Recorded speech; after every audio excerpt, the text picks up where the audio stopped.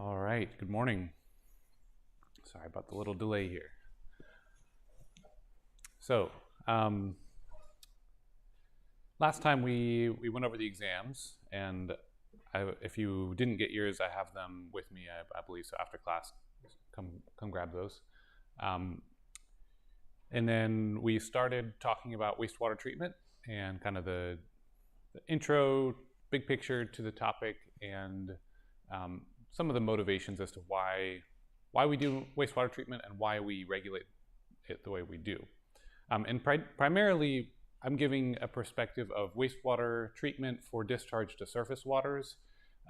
It's very similar if you decide to discharge to the ground, similar permitting process and similar treatment goals and needs, and that's just not quite as common. So I'm going to primarily, and I have more experience with the surface water discharges personally, so that's kind of where I'm coming from. And so today I'd like to wrap up those discussions and then start on our wastewater treatment in the sense of biological treatment. So this is where we left off last time. We were talking about the different water quality standards. Usually we relate our discharge limits to what can the receiving water handle, how clean is the water that's going to receive this water, what impact could it have. The original intent for the National Pollutant Discharge Elimination System, NPDES, was to reduce and then ultimately eliminate all discharges of pollutants, which we'll see was not quite practical. So at the end of the day, what we aim to do then is to protect all intended uses of the receiving waters. So if we're intending to be able to do recreation, fishing, swimming, boating, navigation, all of these things in a given body of water, then we need to protect those things. And those are kind of the defaults. Okay, and also this also additionally relieves industries of the burden of figuring out what exactly they have to regulate in order to be protective of people and the environment. Okay.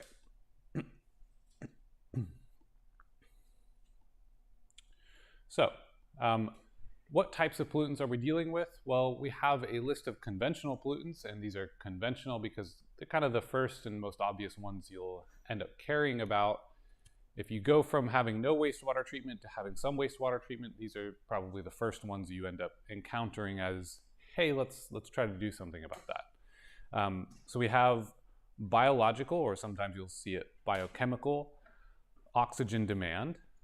And this is basically a measure of how much organic stuff is in there, how much microbe food. So we'll often talk about this as this microbe food, or we'll call it substrate. So this is going to be a carbon source, largely is how we'll look at it, energy source for bacterial cells. Could be also algae cells to an extent, or cyanobacteria. Of course, that changes things a little bit because they're getting their carbon somewhere else, but it's energy. It allows organisms to go through respiration, consuming this energy, and in doing so, they're going to demand oxygen, right? We demand oxygen, we eat stuff, we exercise, whatever we're doing, we're demanding oxygen from the environment and exhaling CO2. In the context of water, water doesn't hold a whole lot of oxygen. You know, our atmosphere is 21% or whatever. Water can only hold at room temperature somewhere between 8 to 10 milligrams per liter of oxygen. So we'll run out pretty quick if we have a lot of demand. So given that, if we dump a bunch of sugar or something like that and microbes can start eating that, that will effectively, if there's microbes there, will reduce the oxygen in that water until that stuff is consumed. So that's kind of the first thing that we notice. If we dump a bunch of waste into a river, it tends to go anoxic, right? We get a problem with oxygen demand. We can have fish kills, things like that. It's not a good situation.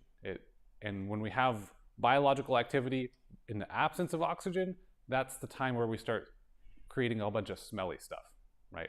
That's when you get, rather than oxygenated products, you're getting the reverse. You're taking, let's say, sulfur compounds, if you had sulfate, turning it to hydrogen sulfide, which is the rotten egg smell, right? It's really rank.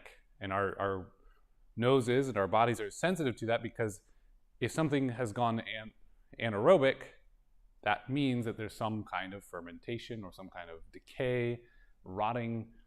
We tend to, sense those things for a reason, because that is a good alert that something's going bad. We don't want to eat that.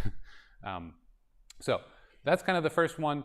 And it's kind of a strange metric, because we're measuring the amount of oxygen, but what the stuff is like organic material.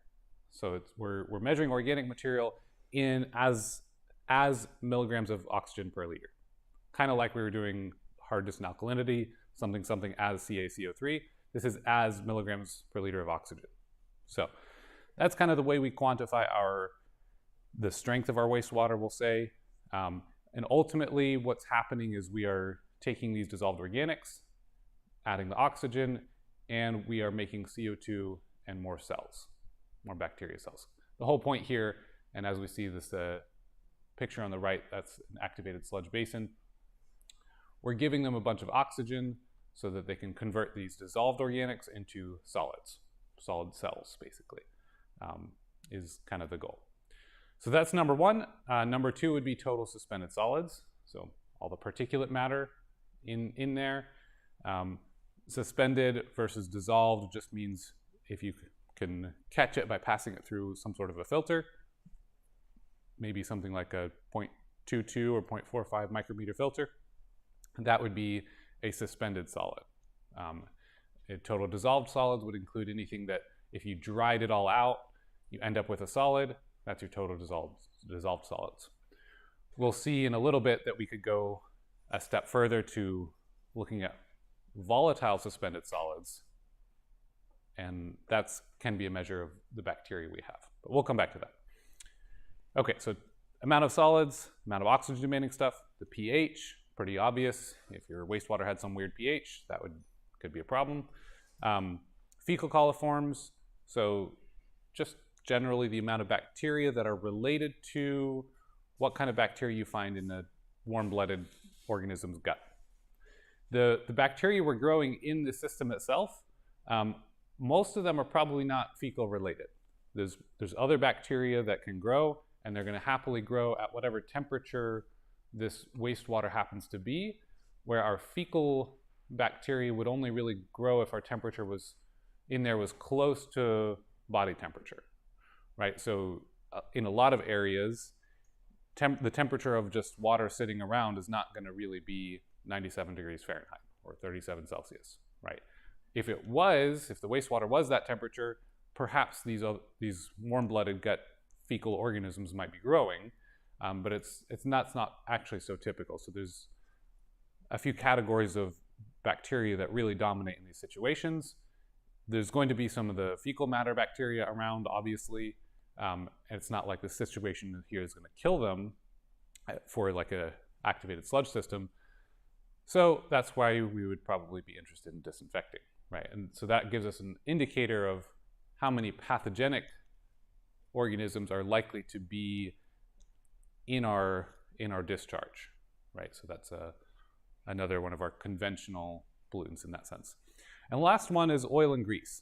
And it might sound a little funny at first, but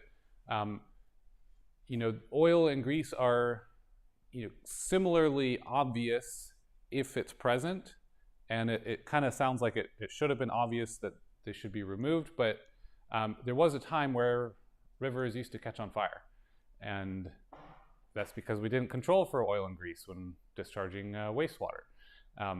And so here's a picture. We have a little article I'll briefly show you. It's also posted to Moodle, where this river was on fire. So any of you know how to fight a grease fire? Take away the oxygen. That's a good way to do it. Flour, and that could accomplish taking away the oxygen, kind of smother it, right? What else? What do you not do? Right, you don't add water. And the reason you don't add water is because the oil is typically less dense than water. The oil's on fire.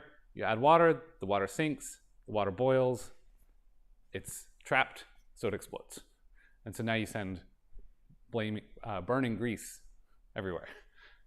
And that all happens really quickly. I recently saw some video of a firefighter with a controlled setup doing just that, dumping a can of water into a boiling pot, flaming pot of grease, and it just goes crazy.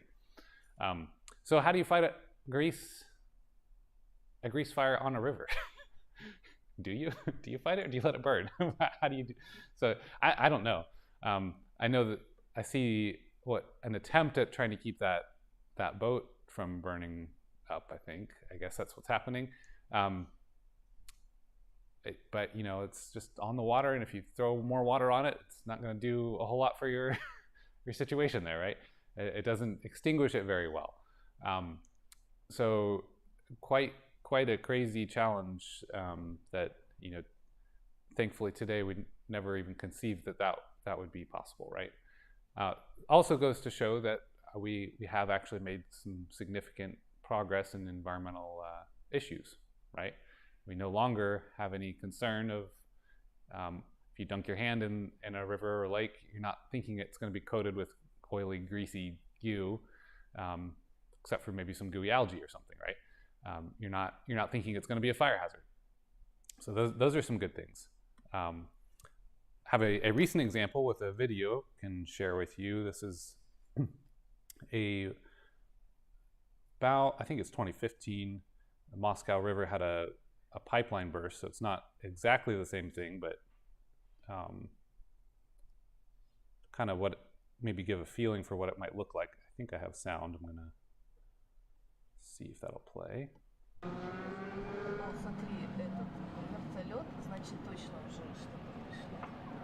And you can kind of hear the flames, right?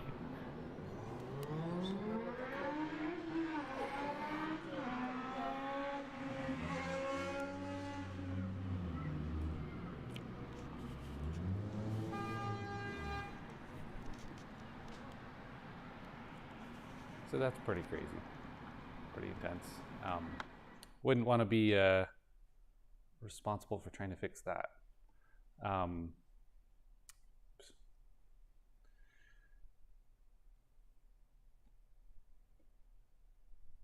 not what I wanted to do. Come here. Okay. All right. So yeah, our rivers are not supposed to catch on fire, so we like to try to avoid that when possible. There's another link here. I think this is also, I think I posted this article on Moodle as well. We're going to come back to a couple highlights here, but this is that river, the Cuyahoga River, and that photo was 1959 or 1951, I think. And you can see this guy put his hand in there, and now it's just really covered in gross oil slick, right? So not that we don't have environmental problems today, but thankfully we've got probably less acute environmental problems these days. So take a look here if you're interested. It's a good little read. And I've got a couple quotes from that we'll share in a couple minutes when we get to that permit writer stuff. Okay, so then the other pollutants that we have to, or we are concerned about, would be toxics. It's a pretty obvious one. So if you notice the conventional pollutants, none of those are like directly toxic, kind of, right? Maybe oil and grease, if you ingested a lot of it, but this is really what we're talking about is toxics, things that are going to be toxic in small quantities, right? Things that are heavy metals and organic compounds that are known issues, especially for certain industries. If you have a textile industry, maybe you're using a certain organic compound for processing that's common throughout most textile processing. Perhaps there's heavy metals in particular industries. And so we have a big list. We know that we're going to regulate these, that we don't want them to be discharged, or their discharges need to be limited in some particular way. And then we have non-conventionals, which is kind of everything else, right? So things like chlorine, if we're using chlorine as a disinfectant, we don't want the chlorine going and killing all the fish and wildlife. It's not that it's toxic directly, or like at least a persistent toxic thing. We could discharge it and expect it to, dissipate after some time and react away.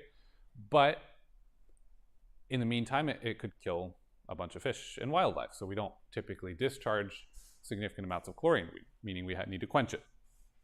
Ammonia can be toxic, but it's also found everywhere in nature, right? It's biological, bioactive thing. So we limit it to reasonable amounts. We are also generally worried, or we concern ourselves with the amount of nitrogen and phosphorus as nutrients. So we have kind of 3 macronutrients that we could look at. We'll talk about this in a second: carbon, nitrogen, and phosphorus. Those are the primary building blocks for life in general. So if we discharge a bunch of ammonia or nitrogen, so nitrate, nitrite, into a water body, there's a decent chance that could trigger an algae bloom. And then you have eutrophication, which is you grow a bunch of algae. They block all the sunlight, they catch a lot, but then they start blocking it because they grow too much. And then they start dying off. So everything that's shaded below is like there's going to be an oxygen deprivation, because dead cells will be falling, those will be consumed, there's going to be oxygen demand there, but the light's not penetrating, so nothing can do photosynthesis down below, and everything up above is also consuming a bunch of oxygen, especially at night, and you end up with this situation where you can cause hypoxia. You had a situation where at the top level you had enough oxygen, but everything below it kind of got scavenged and therefore killed from that event. So we don't like that situation, eutrophication. Phosphorus could also be a catalyst that way if there was plenty of carbon and nitrogen. So then phosphorus discharges could trigger that type of thing. So for those 3 things, the carbon is kind of caught up in the BOD. That's kind of how we describe it. That's the first and foremost, but then these other ones could also trigger these ecological issues. All right. So last time when we were talking about our overall picture of wastewater treatment, let's see. Actually, before we go to that, I'm gonna jump over to the permit writer stuff, because last time we were talking about, okay, what does our typical system look like? I'm just about done talking about the general motives for our wastewater treatment, and then we're going to cover primary treatment, which is, we've talked about sedimentation already, but we'll talk for a couple minutes about the sewer collection system and how do we handle common issues there. So that'll just be a fun couple minutes. But before we go to that, I want to show you also this permit writer's course book that I had. So in 2015, I was in Michigan, and my first job out of grad school was as a permit writer, and I had a chance to go to a little workshop to learn how to be a better permit writer. Fortunately for you, you don't have to sit through 8 hours a day of, we're going to talk about permits now, and this is the Cuyahoga River, and this is the US EPA NPDES Permit Writers Course Workbook, which is kind of how it went. So I have kind of funny memories or mixed feelings about the memories, because it was tough, and it was, 8.5 hours a day of just sitting and listening to that. A couple different speakers, but most of them were a little bit bland. So we're not going to aim for that. This is posted on Moodle. You can see there's a bunch of modules here. This is not current anymore. It's close to current. It's 2015. So I'm sure there's been a few small changes, but the big picture here, I think would still be helpful. So we're gonna just take a look through module 1 here, highlight a couple things, maybe glance at some of module 2, but if you're interested in any of the details for the rest of it, have at it. We're just gonna do a quick kind of overview. Okay, so a little bit of history here. The original, I guess, laws that could govern in some way our wastewater really originate from navigation purposes. So the Rivers and Harbors Act in 1899 was kind of the first legal law stuff that dealt with anything to protect our waterways. And this was primarily for navigation, saying, okay, well, we have to make sure that we maintain navigable rivers, wherever possible. By 1948, that some of that was starting to say, okay, well, what are we putting into our rivers and waterways? Let's think about that a little bit. So by 1948, we had the Water Pollution Control Act that, in addition to navigation, we introduced health concerns. So what happens if we discharge bad stuff to our water? 1965 was the Water Quality Act, and that was the first time we were requiring standards for interstate waters. So this is like a federal guidance saying, hey, if 2 states are sharing this water, we need some sort of regulation. So one state, if they're impacting another, we need to deal with that. Here's the Cuyahoga River example. So it's, I guess, November 1952. So there's a Times article, Times Magazine in 1969. So right before we got all of the EPA established and things in the early 70s, here was the situation. There's somebody quoted here saying, some river, chocolatey brown, oily, bubbling with subsurface gases, it oozes rather than flows. Anyone who falls into the Cuyahoga does not drown, Cleveland citizens joke grimly. He decays. The Federal Water Pollution Control Administration dryly notes, the lower Cuyahoga has no visible signs of life, not even low forms such as leeches and sludge worms that usually thrive on wastes. It is also literally a fire hazard. Yeah, so even 15 years after this, or 17 years after this fire, was still a major problem, right? Still, everybody around knew that was a real big issue. Okay, so the EPA and the RAPP, these were 1970, so the EPA was established by an executive order, and likewise this Refuse Act permit program was established. That one was not found to be constitutionally sound, so it was actually struck down. But as things go, you'll see that kind of led Congress to fashion a program that would actually be appropriate and legal in that sense. And one thing you'll note here, if you're ever feeling discouraged about whatever current political thing is happening, from whatever perspective or whatever concern, one thing to note here is ideally what happens is you'll have some action that points in a direction that might be important, and then things get revised and slowed down and taken care of to the point where you get something that's productive in a good direction and balanced, right? Hopefully that's what happens. So if you're ever stuck in the moment of, oh my gosh, why does this look so scary, or why aren't people caring about this, or something like that, notice that, in this case, we ended up with a system that did take care of these flaming rivers. That's a good thing. And hopefully we've done so in a way that's not absolutely choking out any industry that was ever possibly around. Right, so there's probably good reason to both concern yourself about issues and also be patient with pushback to balance it. Okay, so the more current program was established in 1972.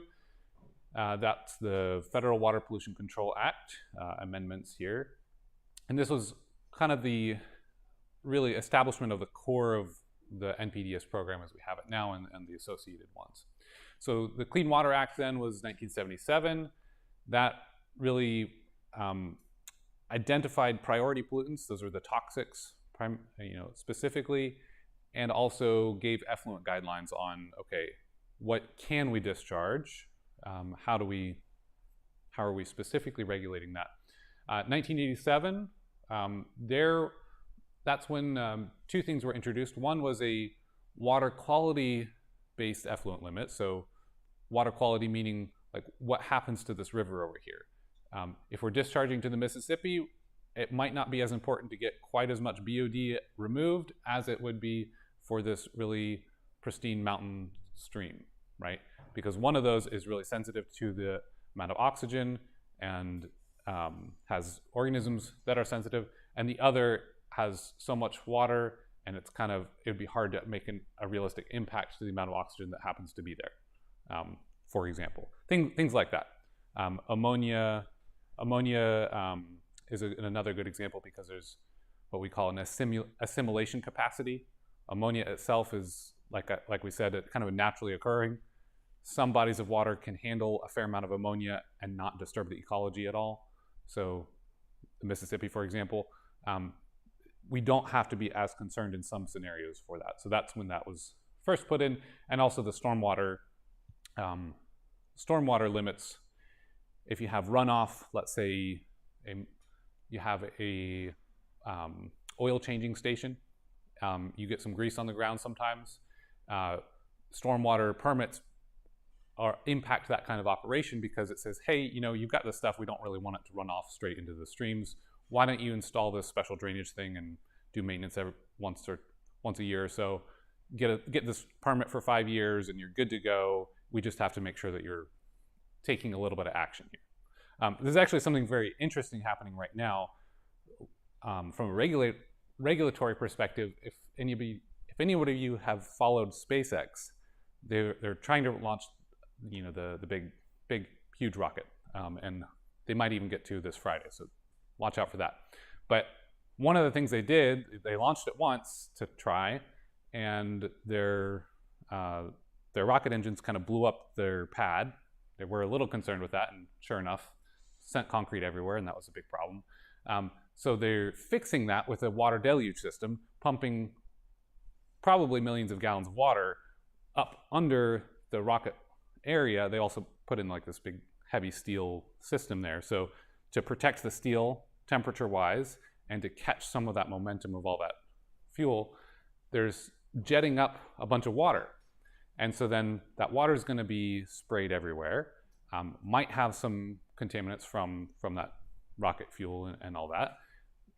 And so there's a question going on right now. They have a stormwater permit. Do they need another permit? Do they need a permit to discharge this amount of water to the environment? I'm curious to see how that goes because it seems like they might be able to do just fine with the stormwater permit, but I know that's something that's being questioned, and it is actually a lot of water, right? So it'd be very unfortunate to see them get stopped from what they're trying to do, because I know that would be stifling them quite a bit, but they may well need a special permit for that, according to these laws. So anyway, it'll be interesting to see how that evolves, I think. Okay, so here's an interesting point. In 1972, the original intent here for this permit writing, or the permit process stuff, so their objective was to restore and maintain the chemical, physical, and biological integrity of the nation's waters. That's great. And actually, if you look at that framework, chemical, physical, biological integrity of the waters, that's like really good stuff, right? That's a very concise definition of what we want to do with our wastewater control. So then their goals and policies include the elimination of discharge of pollutants to navigable waters by 1985. Just elimination. No pollutants, right? That becomes a little untenable when you realize, well, even temperature can be a pollutant. I think I mentioned that last time, right? At some point, what we classify as a pollutant when we classify, almost anything. Well, what if the pH is off by 0.5? What if you have the natural water with a pH of 7.6 and your wastewater is 7.8? Are you discharging a pollutant? Do you have to adjust for that? Okay, when you adjust your pH, did you add some sort of, hydrochloric acid? Now you're adding chloride. Is that a pollutant? Right? Like how do you get to that zero pollutants? That's actually not. It's kind of nonsense for a variety of reasons, just practically speaking. But their interim goal turns out to be quite a good one. So they said, as an interim goal, achieved by July 1st, 1983, wherever attainable, a level of water quality that provides for the protection and propagation of fish, shellfish, and wildlife, and provides for recreation in and on the water. Okay, so that goal was a much better one in the sense that it's plausible. And what they're after is the protection of those intended uses, right? Fish, shellfish, wildlife, recreation, navigation, all that stuff there. And that's wherever attainable. That's also important because sometimes it may just simply not be attainable. Some of our bodies of water in Louisiana do not meet all of these criteria. Some of them are naturally pretty low in oxygen. That can happen in just natural bodies of water. So they would be considered impaired according to our standards if we went out and measured them, even with no human activity, potentially, right? So in some cases, it might not be attainable. And certainly, I think it's taken longer than 1983. We still have some cases where we would say there's an issue here, but it is a goal that is well worth pursuing. We'll say that. Also, this prohibited the discharge of toxic pollutants in toxic amounts. That goes back to the toxics. That makes a lot of sense. It certainly ties into this one here, but it's just sort of that one's a little easier to say, okay, well, these pollutants that are specifically toxic, yeah, let's just not do those, right? And that's more attainable, right? Fortunately, temperature is not toxic, right? Things like that. Okay, so that's kind of ultimately what we ended up doing, was really taking over this intended uses type of protection pathway.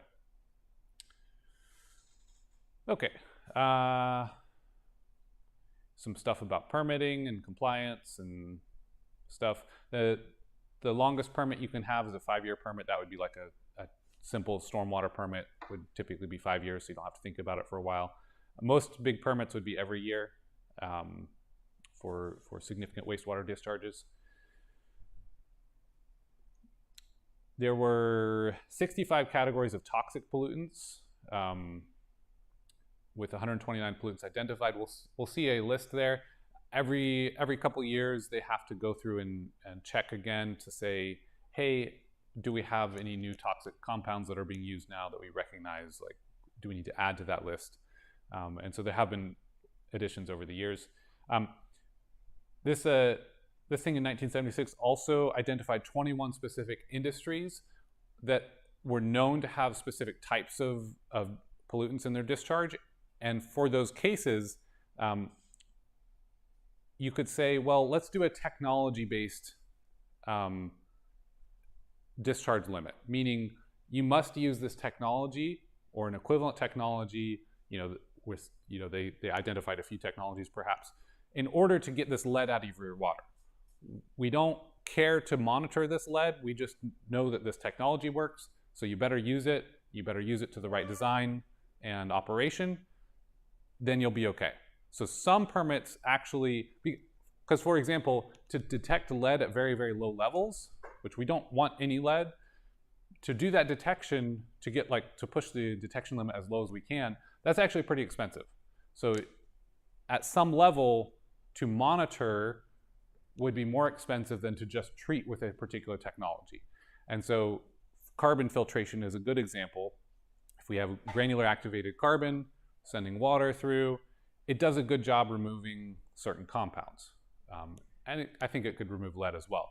So if you operate that properly and you exchange and you do your maintenance properly, you manage it properly, you can use just a technology-based control and not even worry about monitoring the effluent directly or all the time. So we have some systems there, and it's not that they won't monitor it ever, but this was an introduction of this concept of we can have technology-based limits and standards, a little bit separate from the typical where you just say, okay, well, you have to do something to meet this BOD requirement. And most people would select some sort of biological treatment for BOD, for example. Okay, blah, blah, blah. Some legal stuff. Pre-treatment, some industries had been discharging to their industrial wastewater into sewer systems. That could become a problem if you end up killing all the microbes in the sewer treatment system, or if it wasn't equipped to handle the particular waste that you were sending to it. So there's a pre-treatment program formed so that industries had to pre-treat their effluent accordingly before giving that to the domestic treatment plants to handle. Let's see, a few updates in 1987. Talked a little bit about that with stormwater control. Basically, all states and any Native American tribal entities can get an NPDES permit program. I think most states have, but none of the tribal organizations have.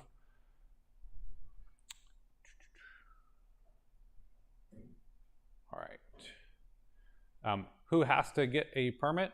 Any point source discharge, anybody discharging pollutants, and any of that into waters of the United States, they're supposed to get an NPDES permit. All right. I think we talked about this a bit last time. A permit is pretty much like a license, kind of like a driver's license. The government is permitting you to do something, but it's revocable. If you don't obey the permit terms, then they could revoke it. And this is an issue where, if somebody's violating or not letting inspectors come in, it's the National Guard that shows up at your door and says, all right, we're coming in. check my guns if you have any questions, right? So they're pretty serious about it. There's some definitions about what is a point source. One interesting thing is discharges from vessels, like ships, are not actually included because they are regulated from other perspectives. And so I think there has been some issues in the past, but I forget who exactly it is, but naval type of systems, or maybe NOAA, regulate that and make sure that our waters are not impacted by ships discharging their waste in the water. Okay, so these are the conventional, these are the different types. What is the waters of the United States? That's kind of a legal definition and term. There's a little bit of a interesting controversy here. Wetlands adjacent to waters identified, so we have all interstate waters, all waters that connect that, all impoundments of waters, tributaries, all of that. We have a few exceptions. One would be if you form a lagoon for a wastewater stabilization lagoon, like a wastewater treatment, but you kind of make a pond to do that, that's not considered waters of the United States. So we make that exception. We also make an exception for irrigation channels in agriculture systems, because we're literally pouring a bunch of fertilizer and sending that along in these irrigation channels. So we're not expecting any living stuff there, right? So we're not treating that as a body of water that's intended to be a natural body of water. So a few exceptions there. That one in particular, and this wetlands, have had a little controversy lately. Some people arguing that, well, if you're not careful, people could just say, well, you're kind of on a floodplain here, and you have to take utmost care to protect that, even though it's on your property that you bought and thought that that was no problem, that you could like put in a swimming pool there or whatever you wanted to do, like, I don't know, do something to your property that could affect that wetland. So there's some controversy about that, and again, some balancing happening. The interesting thing is, there's a lot of legal stuff in the past and more in the future, I'm sure. And the interesting thing about a lot of this is people end up having to sue the EPA in order to really fix things. So it's almost like if the EPA is not properly protecting the environment, or maybe they're being overbearing about it, whatever the case is, they end up getting sued, and therefore changes happen to the laws and policies. So that's kind of interesting. All right, groundwater is similar. It's not under the NPDES program, but they have a similar permitting program. Okay, talked about that. Okay, so we'll wrap up the permit writer's workbook here.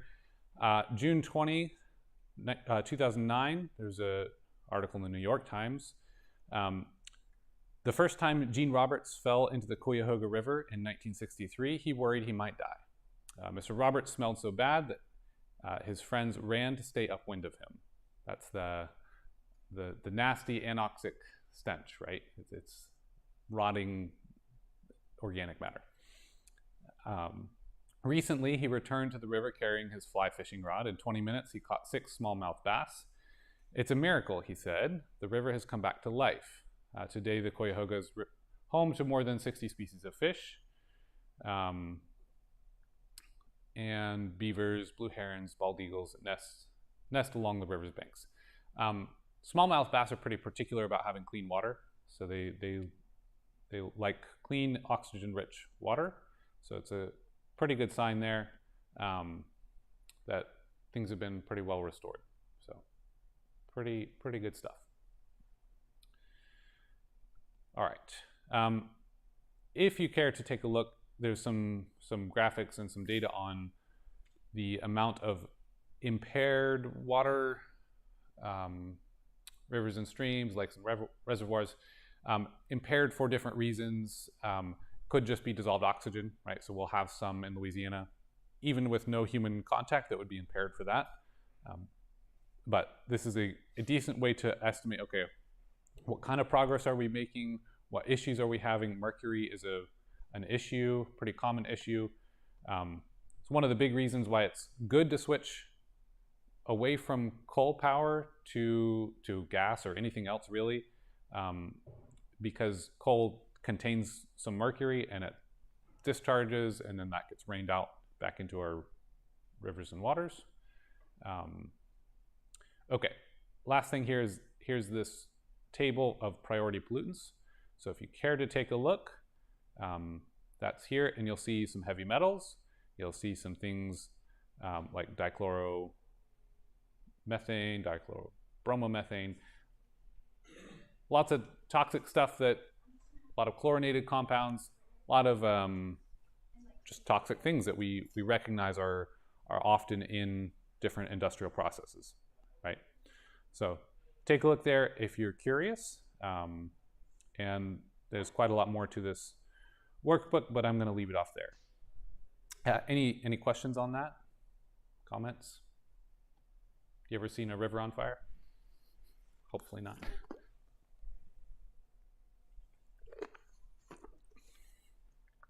Okay. So, primary treatment. Predominantly what we care about for primary treatment is we don't want to clog up our plumbing. We also have to deal with any issues that are coming to the treatment plant from the sewer system. And in a sense, the sewer system itself might be considered as part of that primary treatment, or part of the treatment in a sense. Certainly there's going to be some biological activity happening. There's going to be some important considerations how the waste gets to your treatment plant. For example, here in Baton Rouge, we have a very flat elevation. Our topography is pretty flat, so we actually need a lot of pumping. So pumping stations to pump our wastewater to the wastewater treatment facility. A lot of places that have any sort of elevation will rely quite a bit on gravity. So you'll have a lot of gravity mains, basically just to collect the sewage by gravity, with a few pumping stations as needed or lift stations to lift the sewage back up to a higher point to then flow from gravity away. Now, you'll have what are called force mains when you have to force the wastewater somewhere, and that entire system operates a bit differently because it's a bit pressurized, and your chamber will be full of your sewage rather than like just kind of a flow that's like a half full pipe, right? So there's different issues there. It introduces some interesting challenges one way or the other. And so just to kind of give a little more context to what we might care about with that sewage collection system, I suggest that you never flush the so-called flushable wipes, okay? And it's funny, the first time I was, can I just ignore that? First time I was teaching this, I happened upon this little video, so I thought it was very pertinent to share here. Let me hang on a second. Gotta have sound.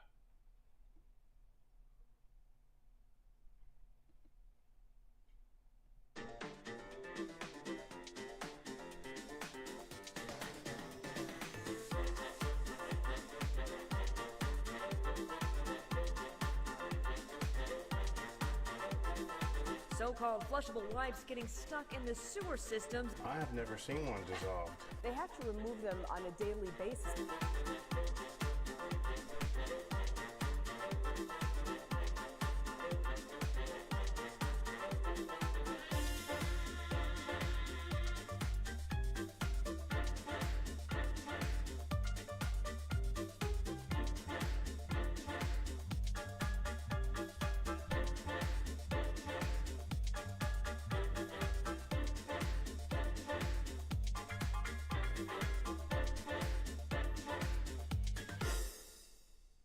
Look at that fat bird. Yikes. So some horrified faces here. Maybe makes you a little happy for people who like to get paid extra for hazard pay, right?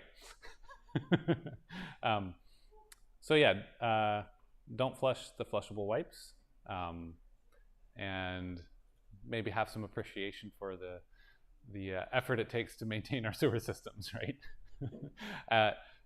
So I had a chance to tour the Michigan's or Detroit's sewer treatment plant, and I think I might have mentioned a little bit about it to you guys, but it's a massive treatment plant. It treats, I think it was 1.3 billion gallons per day of water with primary and secondary treatment.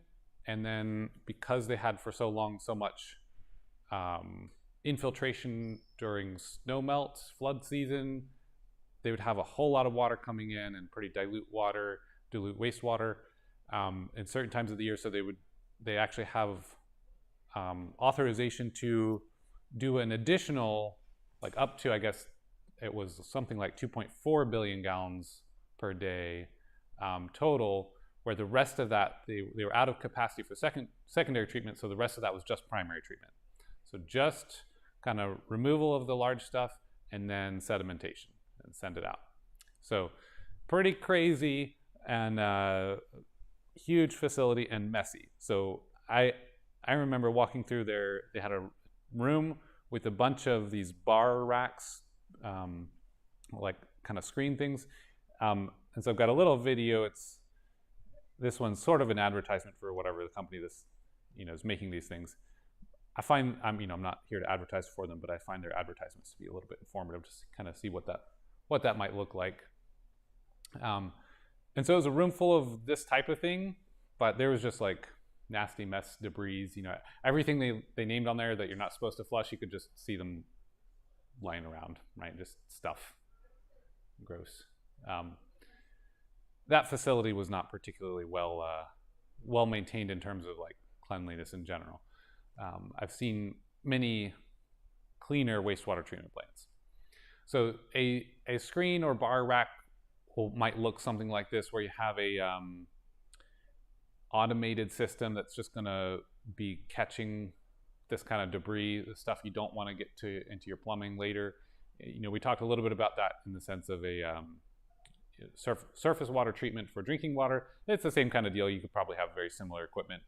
You'll have something like this, and then maybe a grit chamber that is kind of like a super rapid sedimentation chamber to catch little tiny pebbles or large sand grains, things like that.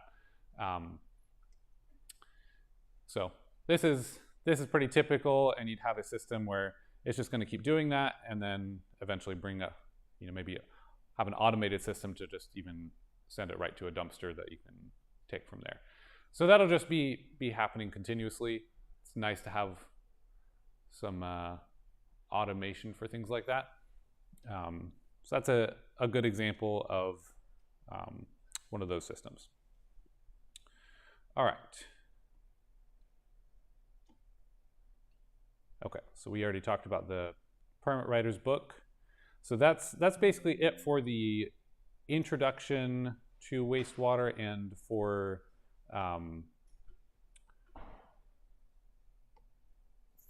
primary treatment. Oops, hang on, started at the wrong spot. So now I'd like to start on secondary treatment. Any questions before we continue? You're just a little traumatized by the fatbergs? Okay. I don't know why that little clip seems to be the highlight for some people for the entire class. I'll get feedback, and sometimes maybe it's the civil engineers that just didn't want anything to do with this, but were forced to take the class and all that. And seems like sometimes that's the one highlight they take away. Guess they learned something. All right. So secondary treatment, we're going to cover kind of the big picture here, some of the terminology, and then next time we'll get into some of the mass balance stuff. But from a big picture point of view, the mass balances are kind of interesting for our secondary treatment, which is predominantly our biological process. Often we'll lump disinfection in with it, but we've already talked about that in the previous section. So for the moment, we're going to hone in on just the biological aspect of secondary treatment. And it turns out that having a be able to see what I'm doing. Having a bioreactor plus a clarifier does something very important for us. And so even though we're generally going to assume that in this clarifier here, we don't have much biological activity, it's just a relatively small amount of time, or not a huge amount of time for water to be in there, and we're just settling our biological solids as best we can. We're going to pretend that no biological activity is there. So in terms of a mass balance, we can ignore that for anything we're doing. So we're going to ignore that chamber for the sake of our mass balance. We're going to pretend that's zero volume. But what it does is it allows us to separate our solids. It's a lot like having a membrane that would keep all of our particles or all of our bacteria out. In fact, we can actually use membrane bioreactors, and it does just that. So you could replace this whole thing with a membrane. It's a little more expensive that way, but you save a lot of space. At any rate, what you end up with is a situation where you have your wastewater coming in. Generally, it doesn't have a whole lot of bacteria. It'll have some. It has a lot if you think, okay, it's sewage, right? That's a lot of bacteria. But not compared to the amount we get when we are flooding such a system with a bunch of oxygen and all of this waste, and we're intentionally growing lots of bacteria. So then we have a situation with not a whole lot of bacteria there, and hopefully very little bacteria here. And then we can take the bacteria that we settle, and I'm talking about this sort of in a mass, we're talking large scale amounts of bacteria, stuff that you could literally scoop up and weigh kind of stuff, right? We'll talk a little more about that in a minute. But just masses of bacteria, and we can send some of them to recycle to make sure that we continue to have a good starting concentration of bacteria for this biological process. We basically are wanting a lot of bacteria so that they can be consuming a lot of food, so that we're converting that dissolved stuff into solid stuff, right? Then we're going to we'll take some of it and recycle it, and some of it to the landfill, basically. We'll squeeze the water out of the sludge, and then we'll send the solids to a landfill, basically. We could also process them potentially and do biosolids, so kind of make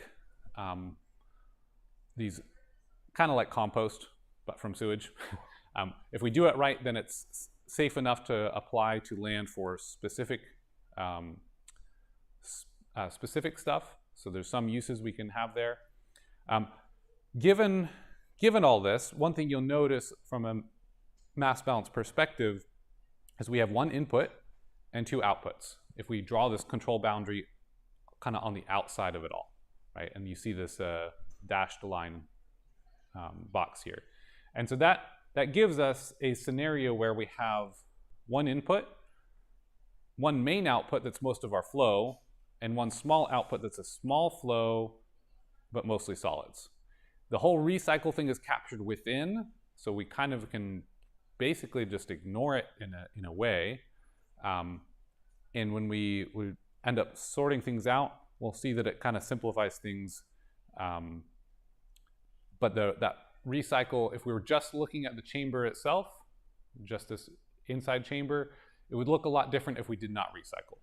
So we'll look at some examples where we have maybe a pond situation with no recycle, and then we'll look at situations with this clarifier, the typical arrangement here, like this.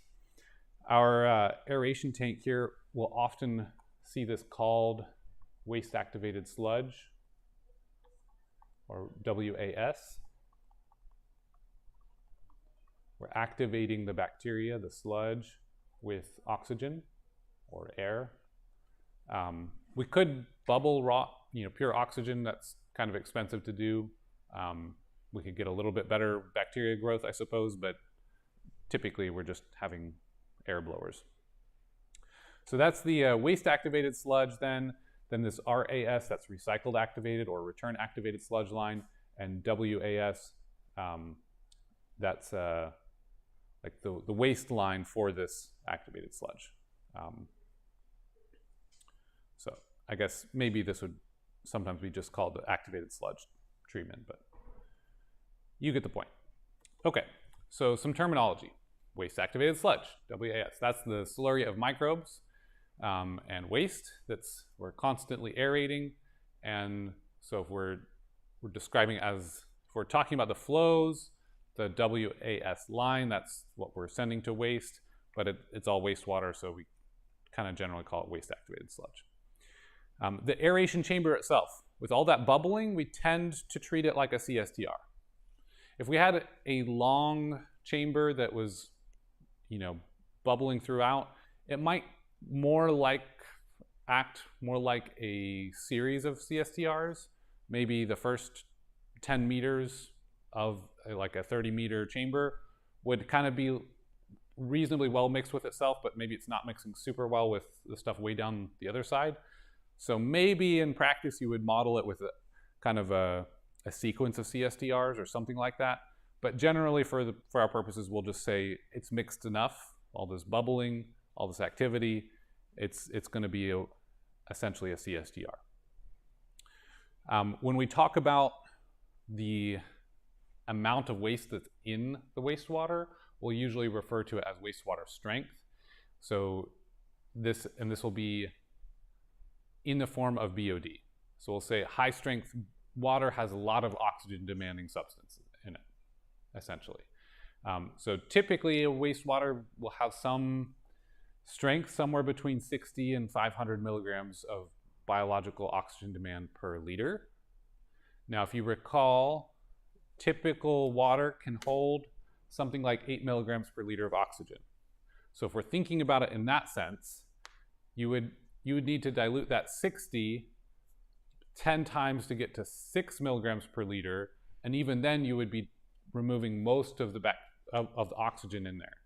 So let's say this is a 1 liter bottle, and I add, let's say 900 milliliters of water, 100 milliliters of this wastewater at 60 milligrams per liter. If I started with, let's say I start with 10 milligrams per liter of oxygen, then that demand will drop my oxygen from 10 milligrams per liter down to 4 milligrams per liter. So it's going to impact the amount of oxygen I have remaining in here if given some time for biological activity. We're actually going to do the second kind of half of this last unit of wastewater stuff. We'll be dealing with that biological oxygen demanding substance stuff, how to model it, what happens downstream. So we're going to come back and visit that with more depth, but for now, just recognize it's kind of what's happening to our oxygen later. It's an amount of carbonaceous stuff, carbon source food for the microbes. Okay, volatile suspended solids, VSS. This is going to be our estimation of how much microbes we have in our system. So a moment ago when we were taking a look here, we saw that we had Q, which is a flow rate, we had X, and we had S. X is what we're going to say as our mass of microbes, or mass concentration of microbes. S is going to be our substrate, or our BOD. So that's the microbe food. So we have 3 letters there, or 3 terms. Most of the time when we do a mass balance, we're using just one thing, right? And this is where our wastewater gets a little complicated, because we don't just have the mass of microbes, right? We have 2 things happening, the mass of microbes and the concentration of our substrate. So we've got concentration of microbes, concentration of substrate. We're going to end up needing mass balance stuff that can handle both. So when we're taking a look at these then, this wastewater strength, this is S for substrate, and our volatile suspended solids, that's our X for the microbe concentration as a mass.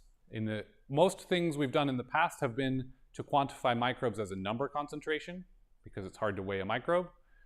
But here we're going to get an estimate of the microbe concentration by taking our total suspended solids. We talked about this a minute ago. We filter anything that can be caught on that filter, then we dry it out. That's our TSS, total suspended solids. Then from there, we weigh that, say, okay, we have this amount of total suspended solids. Then we burn it in a furnace, 500 degrees Celsius. So we heat it quite hot. Anything that volatilizes, turns to gas and goes away after that point. We had already dried it, by the way. So the TSS, this was dried at probably 105 degrees Celsius. So that's going to get rid of all the water. Then anything that can volatilize after that and not be left as just ash is going to be what we call volatile suspended solids. And if you think about what is in a microbe, most of it should be able to burn away and exit as nitrogen gas or oxygen or CO2 or something, right? So whatever's left then is just solid stuff that, metals and things that weren't ever going to burn away. So the difference there, we just kind of assume is an approximation for the amount of bacteria that were there. We burn them all away, right? So that's a metric, and we can do that in a matter of hours. We don't have to wait overnight to count the bacteria. We don't have to do all that special dilution protocol and all these things. It's a faster, more convenient, and since we're growing so many microbes, we can actually kind of weigh them in that sense. So we're not going to weigh individual microbes, but here's a way we can get a bulk estimate of the amount of microbes effectively that we have. So that's VSS. Sometimes you'll also see it as MLVSS. This would be because we sometimes call the activated sludge stuff as a mixed liquor. So mixed liquor, suspended solids, volatile suspended solids, just another term for the same thing there. Okay, typical outcomes and considerations here. We'll talk about this slide and show you this little video, and then we'll call it a day. A typical secondary treatment system is going to remove somewhere between 95 and 98% of BOD. So if we took that example of like 60 BOD, that's the low end. If you remove 98% of that, you're down in a range where you're not going to completely deprive your a system of oxygen if you were even just with pure wastewater. Typically, you're going to end up having your wastewater diluted into a receiving water. So your level of treatment here, maybe that's not quite sufficient, and maybe you would need some sort of tertiary treatment, or you just have to design your system a little bigger, or have some other, some addition to it if you have really high strength wastewater. But that all kind of depends. Now, another consideration for what we're removing. I mentioned earlier the nutrients, carbon, nitrogen, phosphorus.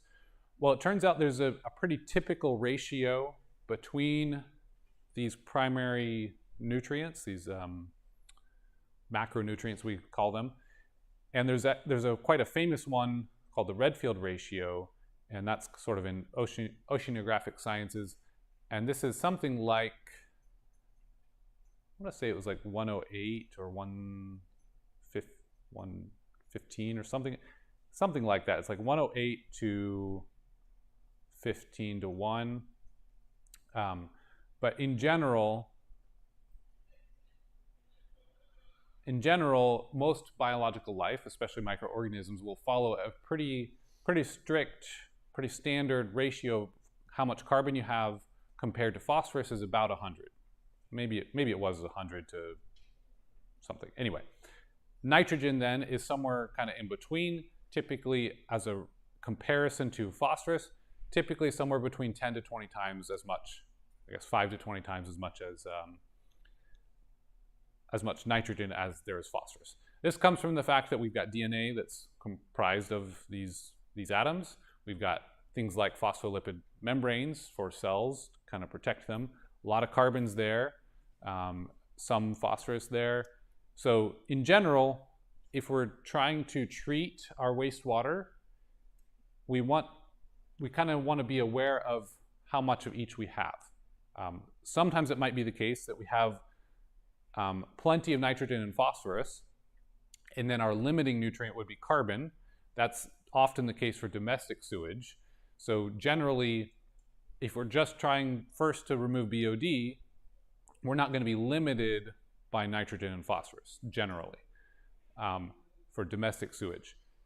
There are cases, however, where you might be limited in carbon if you were trying to remove more nitrogen, for example, or more phosphorus. So if we do tertiary treatment, sometimes we might go through and add carbon back. Adding something like sugar would be a way to add a carbon source if you really needed to. A good example of this is, again, while I was briefly a permit writer, I had a chance to tour a tissue recycling plant. They take a bunch of cardboard and other like cellulose, tissue recycling, or let's see, paper recycling kind of stuff, and essentially they'd throw all that into a grinder, grind it up, tear it apart, put that into a chemical vat to kind of digest whatever could be removed, and ultimately be left with fibrous tissue materials. And then they would pull that and kind of clean it up and ultimately make the products that we might use in a bathroom here, for example. Along the way, they put a lot of carbon into their system. if you think about whenever you've like tasted something and you're like, oh, it tastes like cardboard. It's kind of like it has nothing but carbon in it, right? And if you think of like plant material or like tree, the stuff you make paper out of, you can kind of just have a feeling there's most of that is not interesting. It's like carbon, right?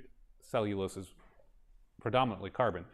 So there was not a lot of phosphorus or nitrogen in that wastewater, but there's a lot of carbon in that wastewater that could demand oxygen if given other nutrients for microbes to grow.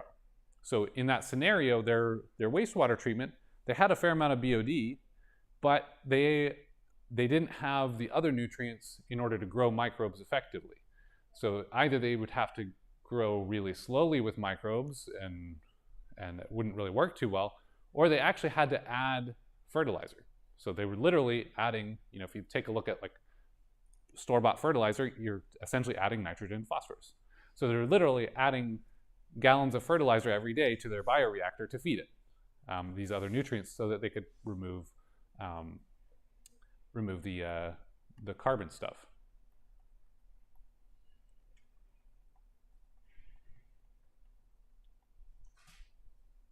Okay. All right, so I have one little video remaining to show you, and this is just going to be a quick little walkthrough of a wastewater treatment plant somewhere, just to kind of see some of these pieces in action. So right here we've got it's kind of an influence situation. It's going to come in, I guess that's probably has just been through the screen bar racks. This here on the right is should be the primary clarifier. So they're doing sedimentation there for whatever can come out of it. On the left, you get a little preview of the activated sludge tank. So they're going to walk through this, and we see where the water is overtopping this clarifier and being collected. So essentially, some stuff settles. Water obviously has still a lot of stuff in it, and then it's going to come right around the corner and then into this aeration chamber. So here we see that's the waste activated sludge just bubbling up air through it. You also notice there's guardrails everywhere. If it was not already obvious, you really don't want to fall into a wastewater system, but for more reasons than you might imagine. Turns out that if you've got a bunch of air bubbles in water and you try to swim, you're not going to be very buoyant, so you can't swim. So if you were to fall in there, you can't swim out. You have to climb out. And so you have to know, take some precautions and know where the ladders are. And if you were to fall in, you have to walk over to the ladder. Yeah, does not sound very pleasant, right? What a way to go. Okay, so at this point, let's see. I think this might just be a second and third chamber of the aeration system. So it kind of goes through a few pieces, and then here it's collecting that, and this should be our secondary clarifier. We're going to generally have a fair bit of scum floating kind of stuff that accumulates. That's typical. There are issues if that becomes the predominant, like sometimes the bulk of the bacteria will all start doing that. If you get the wrong type of bacteria growing, then all your bacteria makes it out of your clarifier, and that's a big problem. Here, maybe if they're doing disinfection, that's probably where it would be right there. But you can already see the water is much clarified in comparison. And they walk over to the discharge here, and it actually looks a lot more like river water at that point, right? It still has clearly some organics in it and stuff, but it's much cleaner, much less in the way of solids, and it looks pretty decent, right? So that's a quick walkthrough of kind of the primary and secondary treatment. I actually don't know where that is, but nice little video. All right, so that's all for today, and we'll pick up there next time.